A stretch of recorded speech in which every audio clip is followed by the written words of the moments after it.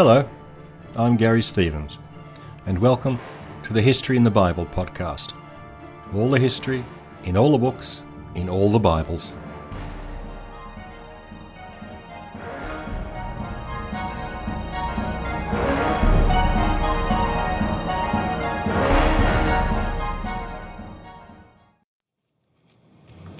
Episode 1.31 Tragic King Saul. I mentioned in the last episode how much of Saul's story is really about the rise of David. Before we lose sight of Saul in the narrative, I think it's worth summarising his story, just to give him his due. To get a handle on the geography of Saul's reign, take a look at my maps at www.historyinthebible.com. Saul, of the northern tribe of Benjamin, is the most tragic figure in the Old Testament, doomed from the beginning. His reign is marked by wrong turnings and heart-rending mistakes.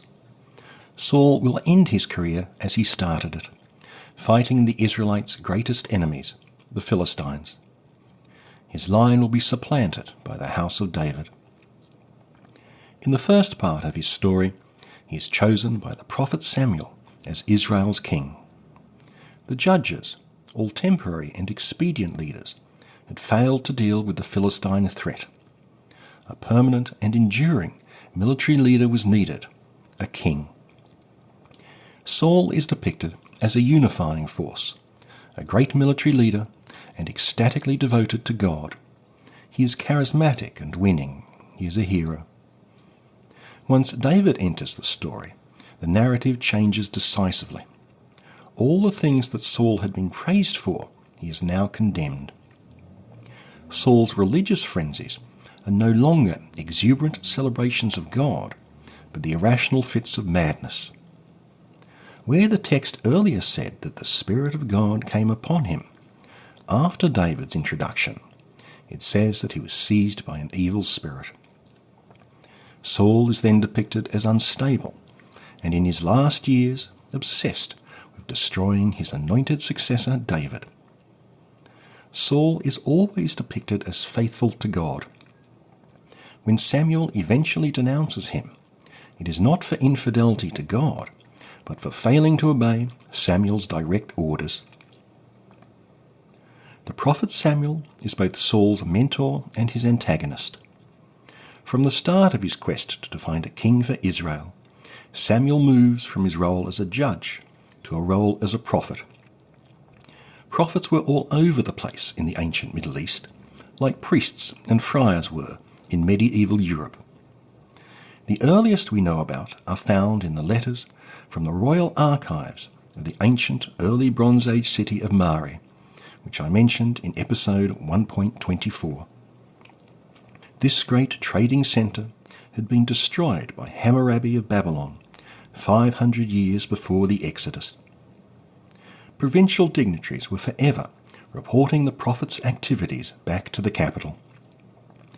These local officials took the prophet's words very seriously. They took pains to report back their exact words. Here is one letter sent to the king of Mari, Zimri-Lim. Quote, "My lord, on the third day of the festival, the prophet Shelomim fell into an ecstatic trance in the temple of the goddess Anunitum, who said, 'O King Zimri-Lim, you will be tested by a revolt. Take special precautions. Surround yourself only with your most beloved and trustworthy officials. Let them stand continuous watch over you. Do not go out alone. I will hand over to you those who will test your rule. In confirmation of this, I am sending the king hair from the head of this prophet, and cloth from the hem of her garment.'" End quote. In a call that would resonate through the Hebrew prophets, some Mesopotamian prophets call for justice. Quote, "Am I not the god Adad, the lord of Aleppo, who has brought you up in my lap and made you return on the throne of your father's house? I am not seeking anything, except when a plaintive man or woman calls upon you, hold court and render justice. It is the only thing I ask." End quote. The Mesopotamian prophets, through the centuries, convey the thoughts and words of the gods to the king. Often these words are just demands to add a new room onto some local temple or build a city gate. Other times they are oracles for the king, foretelling success in battle. The Hebrews had a lot of prophets like those. People paid a fee for consultations. The Bible is chock full of prophets, unnamed men of God. All the kings had their court prophets, yes men who deliver soothing words of divine assurance. And all that is typical of their neighbours. When most people think of the biblical prophets, they think of the biggies: Amos, Isaiah, Ezekiel, and Jeremiah, and so on. It is these prophets who differ from those of the neighbouring nations. The Hebrew prophets occupied a much more central role. Not someone who delivers a fee for service, but one who brings a message from God to the people. The Mesopotamian prophets have nothing to say to the people. The Hebrew prophets presume to be censors of monarchy and state. They deliver unwelcome news and deride state policies, military and religious. They anoint kings and destroy them. Samuel would create both Saul and David. The prophet Nathan would create Solomon. Every king of the Hebrews would have his prophetic tormentor, a divine watchdog railing against the royal evils. Prophecy was central to the foundation of the kingdom, the transition from the charismatic but erratic leadership of the judges to centralized government. In Hebrew, the word for prophet is navi. That means one who is called or one who announces.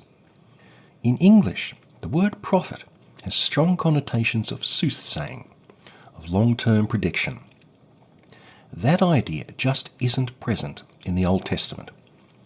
The prophets are not fortune tellers.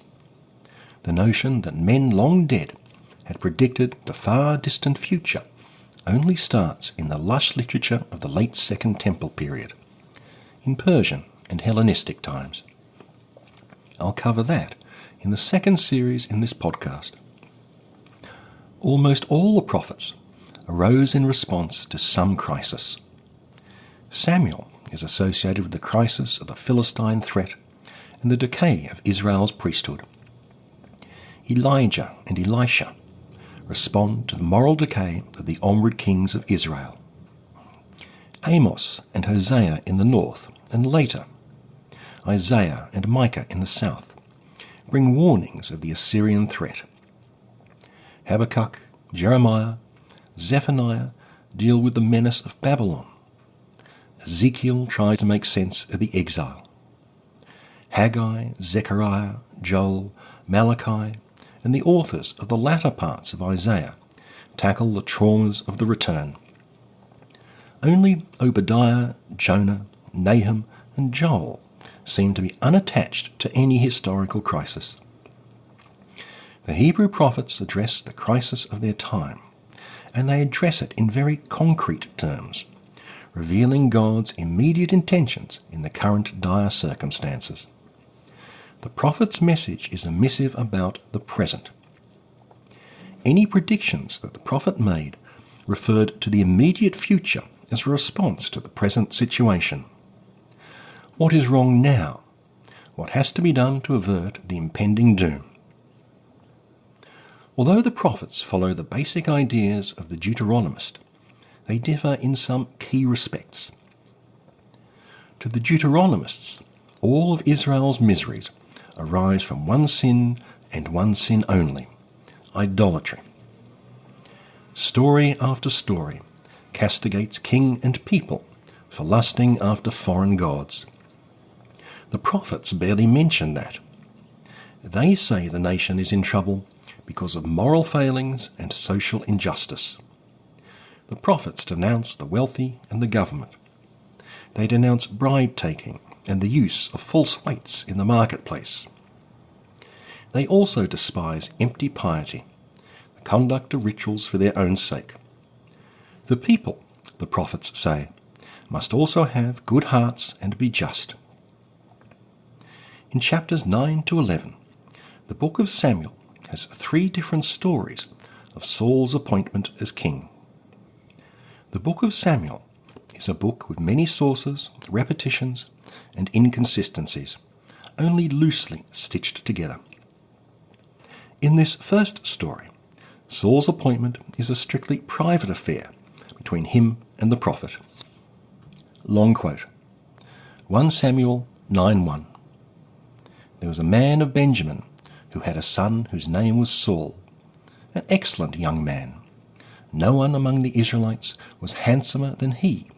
He was a head taller than any of the people. Once the asses of Saul's father went astray, and his father said to him, "Take along one of the servants, and go out and look for the asses." When they reached the district of Zuph, Saul said to the servant who was with him, "Let us turn back, or my father will stop worrying about the asses and begin to worry about us." But he replied, "There is a man of God in that town, and the man is highly esteemed. Let us go there. Perhaps he will tell us about the errand on which we set out." So they went up to the town, and as they were entering the town, Samuel came out toward them, on his way up to the shrine. As soon as Samuel saw Saul, Yahweh declared to him, "This is the man that I told you would govern my people." Saul approached Samuel inside the gate and said to him, "Tell me, please, where is the house of the seer?" And Samuel answered Saul, "I am the seer. As for your asses that strayed 3 days ago, do not concern yourself about them. And for whom is all Israel yearning, if not for you?" Saul replied, "But I am only a Benjaminite, from the smallest of the tribes of Israel, and my clan is the least of all the clans of the tribe of Benjamin. Why do you say such things to me?" Samuel took a flask of oil and poured some on Saul's head and kissed him and said, "Yahweh herewith anoints you ruler over his own people." End quote. The Hittites also anointed their kings with sacred oil, and the Israelites also anointed their high priests. Samuel instructs Saul. Quote, 1 Samuel 10:5. "You are to go on to the hill of God, where the Philistine prefects reside. There, as you enter the town, you will encounter a band of prophets coming down from the shrine, and they will be speaking in ecstasy. The Spirit of Yahweh will grip you, and you will speak in ecstasy along with them. And once these signs have happened to you, act when the occasion arises, for God is with you. After that, you are to go down to Gilgal ahead of me, and I will come down to you to present burnt offerings and other sacrifices of well-being. Wait 7 days until I come to you and instruct you what you are to do next." And all those signs were fulfilled that same day. And when they came there to the hill, he saw a band of prophets coming toward him. Thereupon the Spirit of God gripped him, and he spoke in ecstasy among them. When all who knew him previously saw him speaking in ecstasy together with the prophets, the people said to one another, "Is Saul too among the prophets?" And when he stopped speaking in ecstasy, he entered the shrine. End quote. Remember that instruction from Samuel. Wait 7 days for me before you do anything. That will become important very soon. Saul's euphoric behaviour was par for the course for Israelite prophets. While they danced to music, God would send them into an emotional frenzy when they would communicate God's words. The books of the prophets are full of crazy behaviour. Wait until we get to Ezekiel and Isaiah. The historical books tolerate the antics but downplay them. Sacred cavorting lives on in the more exuberant Protestant denominations. You won't find any Catholic cardinals or orthodox bishops writhing and dancing in the church aisles, unless someone dropped a tab of acid in their morning sherry. Craziness may have been par for the course for prophets, but not for kings. The text is not clear if Saul's ecstasy indicates that he is truly chosen by God or just plain nuts. Now, that is only one story of Saul's accession to the monarchy. Here is the second. Quote, 1 Samuel 10:20.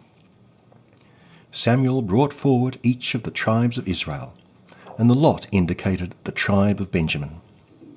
Then Samuel brought forward the tribe of Benjamin by its clans, and the clan of the Matrites was indicated. And then Saul was indicated. But when they looked for him, he was not to be found. They inquired of Yahweh again, Has anyone else come here? And Yahweh replied, Yes, he is hiding among the baggage. So they ran over and brought him from there. And when he took his place among the people, he stood a head taller than all the people. And Samuel said to the people, Do you see the one whom Yahweh has chosen? There is none like him among all the people. And all the people acclaimed him, shouting, Long live the king. End quote. In this version, Saul is chosen to be a king in a divine lottery. But wait, there's more. Here is yet a third account of Saul's accession. Quote, 1 Samuel 11:1. Nahash, snake, the Ammonite, marched up and besieged Yavesh Galad. All the men of Yavesh Galad said to Snake, Make a pact with us, and we will serve you. But Snake answered them, I will make a pact with you on this condition, that everyone's right eye be gouged out. I will make this a humiliation for all Israel. The elders said to him, Give us 7 days' respite, so that we may send messengers throughout the territory of Israel. If no one comes to our aid, we will surrender to you. When the messengers came to the hill of Saul and gave this report in the hearing of the people, all the people broke into weeping. End quote. Snake the Amorite appears from nowhere. The Dead Sea Scroll 4Q Sam A prefaces this passage with some background to this war and shows us again the defects in the Masoretic text of the book of Samuel. Quote, Snake, king of the Ammonites, oppressed the Gadites and the Reubenites viciously. He put out the right eye of all of them and brought fear and trembling on Israel. Not one of the Israelites in the region beyond the Jordan remained whose right eye, Snake, king of the Ammonites, did not put out, except 7,000 men who escaped from the Ammonites and went to Yavesh Galad. End quote. The narrative continues, introducing Saul as a humble cattle herder. Quote, 1 Samuel 11:5. Saul was just coming from the field, driving the cattle, and Saul asked, Why are the people crying? And they told him about the situation of the men of Yavesh Galad. When he heard these things, the Spirit of God gripped Saul, and his anger blazed up. Terror from Yahweh fell upon the people, and they came out as one man. The next day, Saul divided the troops into 3 columns. At the morning watch they entered the camp and struck down the Ammonites until the day grew hot. The survivors scattered. No 2 were left together. The people then said to Samuel, Who was it questioned, Shall Saul be king over us? Hand the men over, and we will put them to death. But Saul replied, No man shall be put to death this day, for this day the Lord has brought victory to Israel. Samuel said to the people, Come, let us go to Gilgal, and there inaugurate the monarchy. So all the people went to Gilgal, and there at Gilgal they declared Saul king before Yahweh. They offered sacrifices of well-being there before Yahweh, and Saul and all the men of Israel held a great celebration there. End quote. In this final account, Saul the cowhand leads his people to victory and is acclaimed by all as king. The text especially notes that Saul refuses to take revenge on those who opposed his kingship. You get the feeling in this story that Samuel is following the mob, strictly a bit player. In the possibly apocryphal words of an obscure French Democrat of the Revolution of 1848, I am their leader and I must follow them. We are now at chapter 12 of 1 Samuel. Although he won't die for another 13 chapters, Samuel decides to give a grand farewell speech of justification, as Moses and Joshua did. Samuel has been a curiously elusive figure in the book bearing his own name. In one story a priest, in another a prophet, then a seer, then a judge. He disappears for chapters at a time. He is the perfect character to symbolise the Iron Age 1, that dark and obscure period of transition between the Bronze Age collapse and the greater certainties of Iron Age 2. As Moses' speeches concluded the wilderness wandering, as Joshua's final words concluded the conquest, so Samuel's words conclude the era of the judges and inaugurate the age of the kings. It is not an auspicious inauguration, as we will soon see. Chapter 13 begins with a ritual formula we will see many times in the Book of Kings.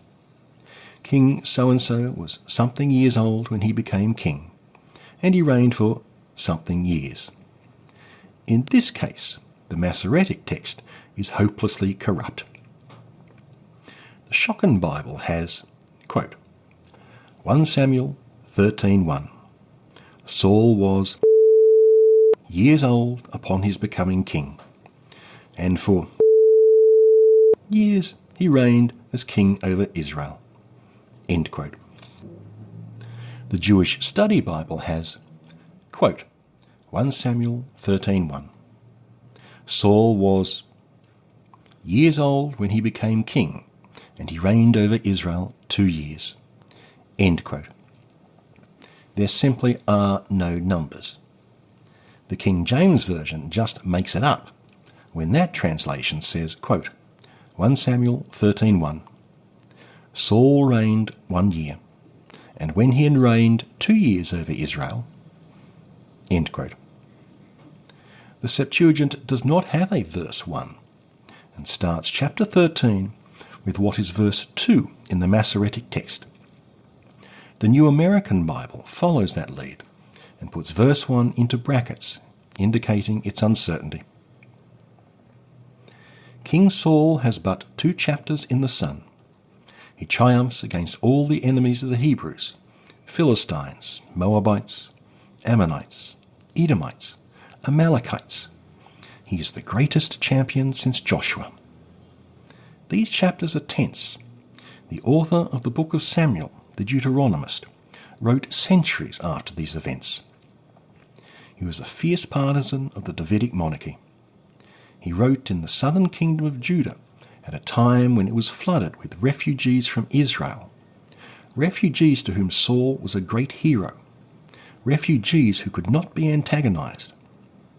The Deuteronomist could not trash Saul, but he could use Samuel to stab at his reputation. We'll resume Saul's sad story in the next episode of the History in the Bible. I hope to see you then.